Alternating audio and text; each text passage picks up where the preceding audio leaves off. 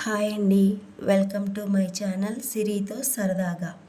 ఈరోజు మనం శనివారం వెంకటేశ్వర స్వామికి ఎందుకు అంత ప్రత్యేకమైన రోజుగా భావిస్తారో తెలుసుకుందాం. తిరుమల క్షేత్రానికి సంబంధించిన అనేక ముఖ్యమైన ఘట్టాలు శనివారమే జరిగాయని పురాణాలు చెప్తున్నాయి. సృష్టికి మూలమైన ఓంకారం ప్రభవించిన రోజు శనివారం రోజే.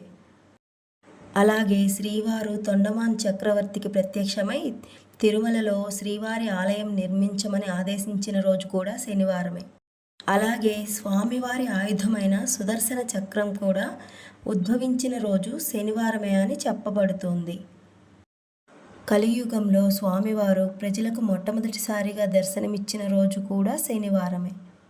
అలాగే వెంకటేశ్వర స్వామి మరియు పద్మావతి దేవిల కళ్యాణం జరిగిన రోజు కూడా శనివారమే అని పురాణాలు చెప్తున్నాయి. ముఖ్యంగా తమిళ సాంప్రదాయం ప్రకారం పురట్టాసి నెలలో వచ్చే శనివారాలకు చాలా ప్రాముఖ్యత ఉంది. శ్రీ మహావిష్ణువు భూమిపైకి ఈ మాసంలోనే వచ్చారని వీళ్ళు నమ్ముతారు.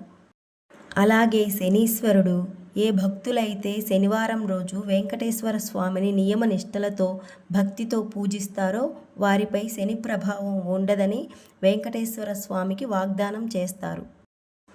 కాబట్టే శనివారం రోజు స్వామివారికి చేసే పూజ, అర్చన, అభిషేకం అంత ప్రత్యేకమైనదిగా భావించబడుతుంది. ఓం నమో వెంకటేశాయ. అంతేనండి ఈ వీడియో. మీకు కనుక ఈ వీడియో నచ్చినట్లయితే లైక్ చేయండి, షేర్ చేయండి, సబ్స్క్రైబ్ చేయండి.